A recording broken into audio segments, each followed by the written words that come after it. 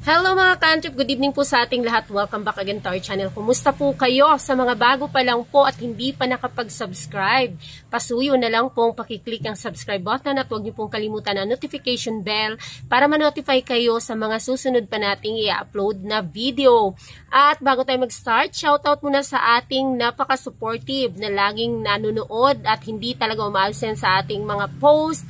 Tuuno Motorcycle Parts and Accessories sa Calatagan, Batangas. Ayan, Tanagan, Calatagan, Batangas. Shout out to Sir Abider Vlog.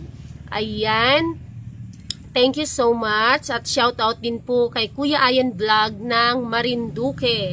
At shout out po kay Sir Arnel Guevara ng San Simon, Pampanga. So, ayan, may katanungan tayo na ating sasagutin dahil meron tayong oras ngayon. At ayan, ang pag-uusapan po natin ngayon ay tungkol po sa mga chain, sa mga kadena. Napakarami pong klase ng kadena, I mean brand ng kadena. Ayan, pero sa mga sizes po ay meron din na pwede nyong pagpilian. Depende sa inyong pangangailangan or depende sa inyong budget. Kasi pwede mo siyang, kailangan mo siya at the same time, pwede na siya, pero may choice ka, depende sa budget mo. So, ayan. Pagdating naman po sa brand, ay napakaraming brand po ng mga kadena. Siyempre, nangunguna na dyan yung mga kilala na talaga sa merkado na tumatak na sa bawat mamamayang Pilipino, bawat motorista at talagang kumbaga, nagpangalan na, nagbigay na ng pangalan sa tagal nila sa industriya. At nandiyan yung ating mga Takasago, yan, DID, yan yung mga heavy duty na kilala talaga sa pagiging heavy duty nila. Pero yung mga Sun magaganda rin. Depende rin talaga sa brand.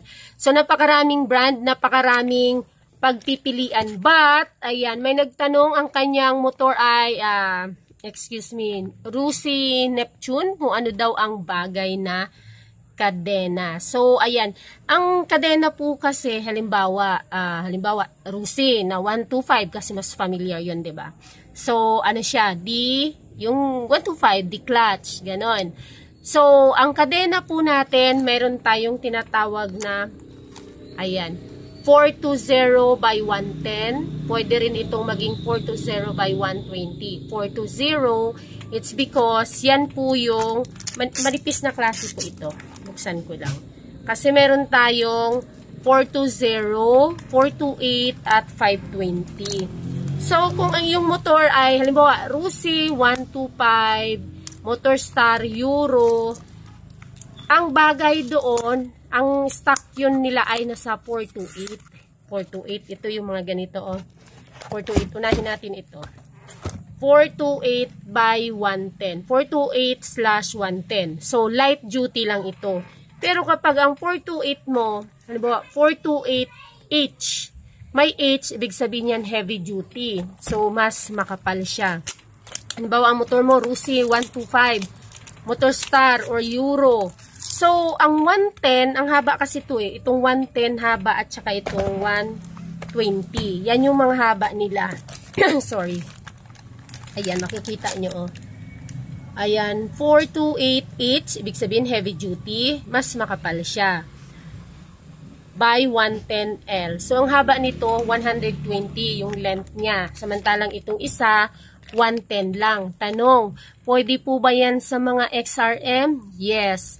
Pwede po ba yan sa mga Euro, Rapido, mga Motorstar 110, 125? Yes, pwede po ito siya. Magkakaroon lang ng diferensya sa haba. Sa haba. Pero yung stock po ng ng 110 na mga XRM, ano po yan ha? 420. Ganito yan sila oh. 420 yung nila, yung kadena, engine sprocket at rear sprocket. Kasi kung ano yung kapal ng iyong kadena, dapat ganun din ang kapal ng yung rear sprocket at engine sprocket. Hindi pwede na naka 420 ka ng kadena, ang rear sprocket mo is 428 or ang engine mo 428 or ang kadena mo 428 pero ang iyong engine ay 420 kasi tatalon-talon yun kasi mas manipis si 420 kaysa kay 428. 428. So, kagandahan lang, kaya ito yung mga stock kasi magagaan ito kasi nga hindi siya kakapalan, hindi siya makapal talaga. Kaya design siya dun sa mga single na mga motor na mga maliliit like yung mga XRM, mga Euro 110, Rusi 110, Motorstar 110, 125 na mga half body na klase ng mga motor, mga underbones na mga motor. So, okay na okay ito siya. Ayan, ang 420. So, for me, kung halimbawa when it comes to use, pag halimbawa, kailangan mo nang magpalit, mas maganda mag 428 ka kasi medyo mas makapal-kapal si 428 kaysa kay 420. Yan. So, ipag-compare muna natin bago natin balikan yung sinasabi kanina, pwede ba yung 110? Pareho ito sila 110 ha. 110. Pwede ba si 110 sa mga Rusi, Motorstar? Yes, pwede. Pero, ang iyong rear sprocket dapat at engine ay maliit. Kasi ang 110 ang haba, hindi na siya aabot sa 42, 44, hindi na siya kapot. Kung ganun ang iyong rear sprocket. So, kakapusin siya. So, 110 ang haba. Ito, 110 ang haba. 420 ito siya. 420, mas manipis yan siya. So, it's more on pang high speed. Yan. Kasi nga, magaan.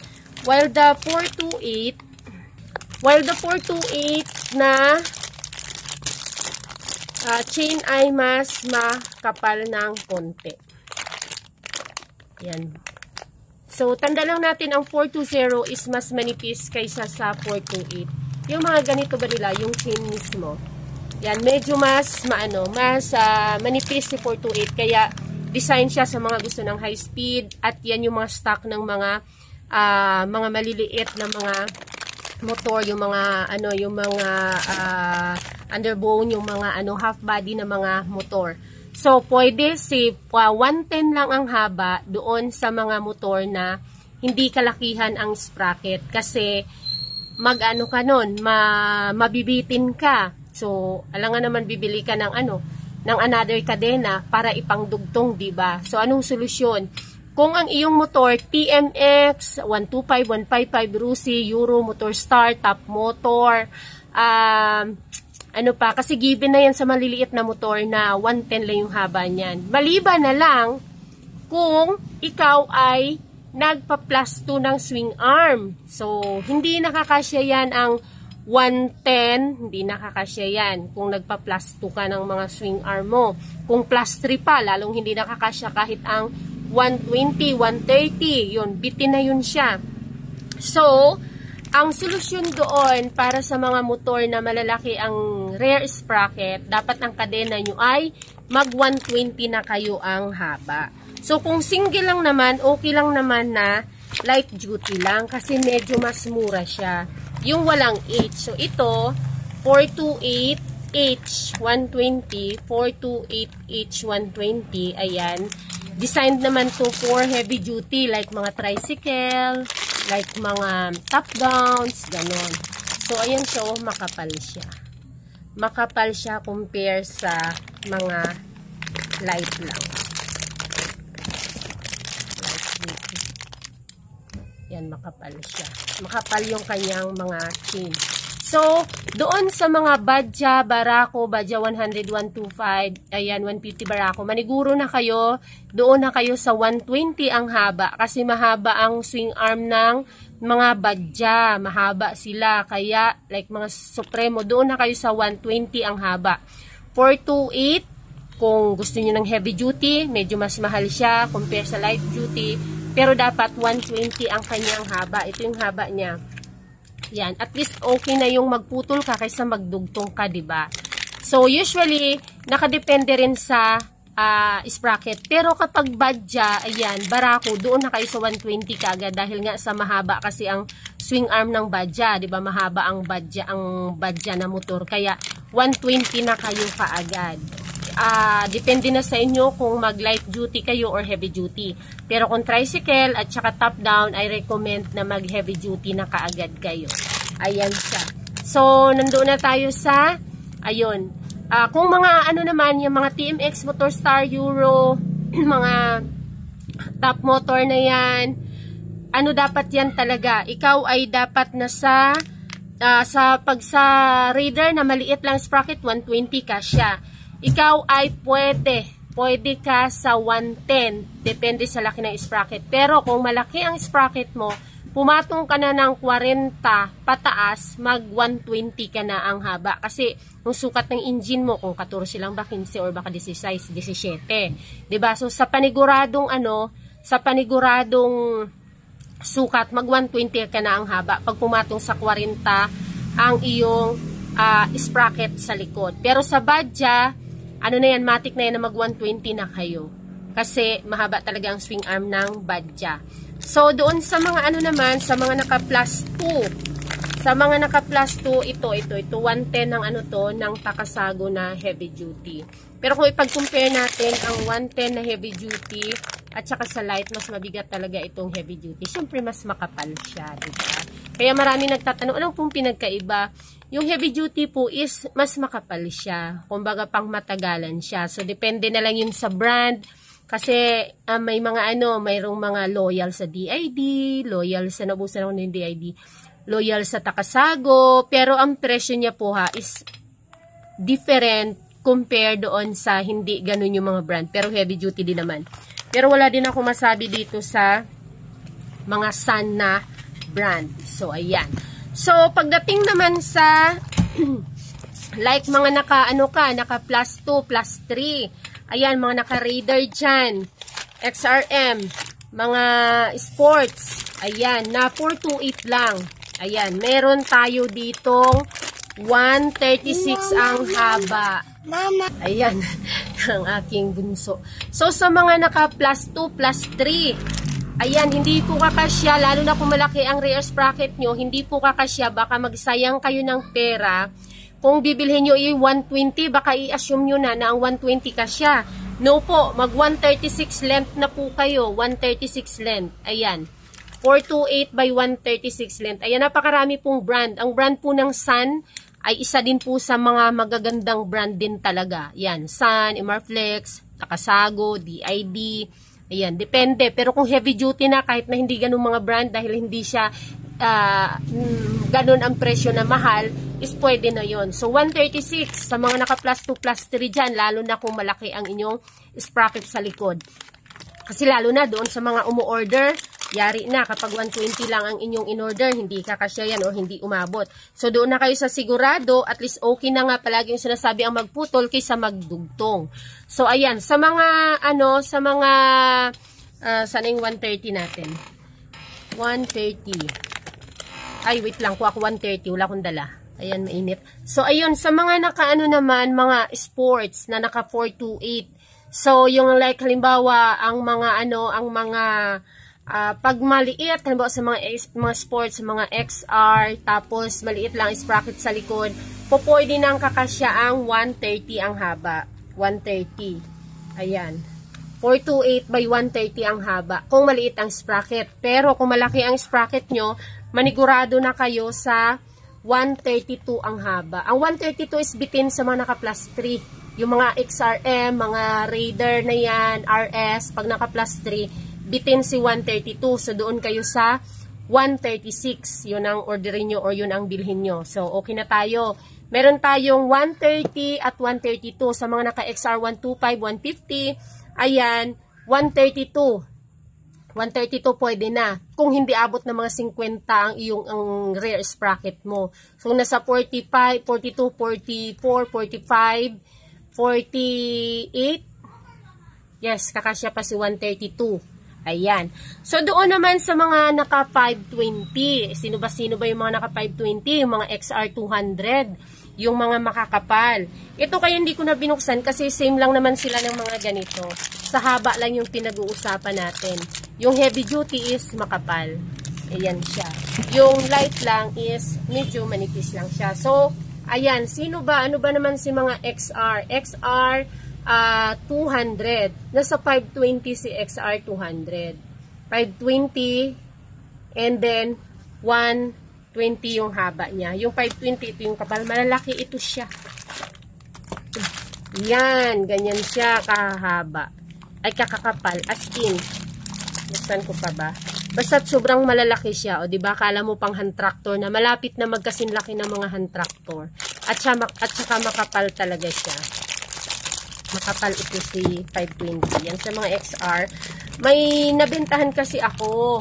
Sinabi niya lang XR. So, inassume ko na akala ko XR 125. So, pinagyan ko ng 132. Malayo pa naman siya. Ayun, bumalik siya. Na bitin. At saka maliit. So, XR 200 pala. Sabi ko talaga, sorry talaga sir. Hindi ko natanong kung XR 200 o 125 lang. So, ayun. 520 yung pinalitan ko. Medyo may kataasan ng presyo nito compare doon sa mga hindi 520 kasi nga makapal po ito siya. Pero yung mga presyo, depende pa rin po sa mga brand at sa location. So, ayun lang para hindi kayo magkaroon ng masyadong kalituhan. Yan. Sa mga XR200, ayan, 520 by 120. Ayan. And then, sa mga badya, pwede na kayo sa 120. Kung naka-single, ayan, pwede kayo mag-heavy duty. Kung gusto niyo mag-heavy duty at kung may extra budget. Kung wala naman, light lang, okay na. Pero kung naka-tricycle at saka naka-top down, go for heavy duty na 120 ang haba. Matik na yun na 120 ang haba. Sa mga iba naman ng mga single naman dyan, is pwede naman ang 428 by 110 ang haba. Kung maliit lang naman ang sprocket nyo, hanggang 40 kasya dyan sa mga TMX, Euro Motorstar, yung 120 ang 110 ang haba kung maliit ang inyong mga sprocket. Pero kung malalaking sprocket nyo, 42 pataas yan, mag 120 na kayo ang haba. So, depende na sa inyo kung heavy duty or light duty.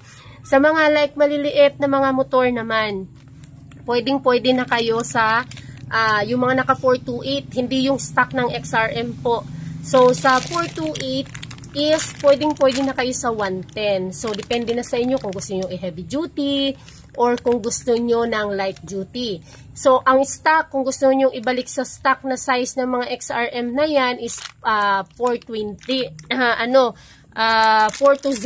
420 na 110 ang haba o kung 420, 120 ang haba. Pero yan yung stock. Pero kung gusto niyo na magpalit, set palagi yan. Pag galing ka sa 420, i-428 mo, palaging set yan siya. Kasi hindi pwedeng may isang hindi dyan. Tatalon-talon yan kasi mas makapal si 428 kaysa kay 420. So, kung gusto niyo ibalik, go. Kung hindi naman, mag 428 na kayo. Halos wala naman silang pinagkaiba sa presyo. Depende na lang yun sa haba na gusto po ninyo. So, 428 set 110 kasya na doon sa mga maliliit na motor. Usually naman hanggang 38 lang yung mga XRM, mga 110, 125 na mga half body na yan ng mga motor. So, pwede na kayo sa 110.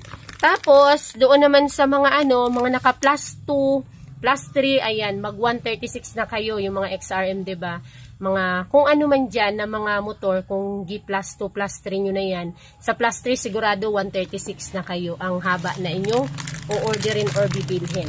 Alright, so yun lang. Sana ay nakapagbigay ito sa inyo ng konting info ang ating vlog for tonight. So ayan, back to work ako after this. Ang dumi. See you on my next video at please don't forget to hit the like at subscribe sa mga hindi pa nakapag-subscribe. Tandaan, ang stock ng mga XRM ay 420 by 110. Yan, depende na sa inyo kung 120. Ayan, pero kung ano lang naman, hanggang 38, abot niya ng 110. So, kung gusto nyong magpalit at i-428 nyo na, ayan, pwede kayo magpalit ng 428, 110, kasyang-kasya na. Depende na sa inyo kung heavy duty nyo or light lang din. Mas mura ang light. So, sa mga TMX na yan, mga standard na mga motor na yan, kung ang inyong mga sprocket is hanggang 40 or 38, ayan, kasya na yan ang mga 110 ang haba. Pero pag pumatong na sa 40, ayan, mag 120 na kayo. Depende na lang kung heavy duty or light duty. Sa mga badya naman, dahil yung badya kasi mahaba ang swing armatic na, mag 120 na yung haba. 428 by 120, depende na sa inyo kung heavy duty ang ikabit nyo or light. Pero I suggest na kung ang iyong paggagamitan ay pan-tricycle or pan-top down, So, go for heavy duty na. Maliit lang diferensya nila ng light na mga 120 heavy at hindi. So, sa mga, ano naman, yun sa mga XR, sa mga sports, yan, 428, 130, 132, depende sa sprocket. Pero kung gusto nyo manigurado, like halimbawa kung umu-order kayo, go for 132. Kasi mas maganda na magputol kaysa magdugtong. And then, ayun, sa mga XR 200, 520, and then, depende na lang sa inyo, sa brand, kung ano, para sa inyong mga presyo. O yan. So, reminder po kasi yan lalo doon sa mga umu-order online dahil napakalaking sayang kung mali yung inyong matanggap or inyong ma-order kasi nga, syempre sayang ang pera tapos yung oras, yung araw na hinintay ninyo. Thank you very much. See you on my next video. Please share this video. Bye!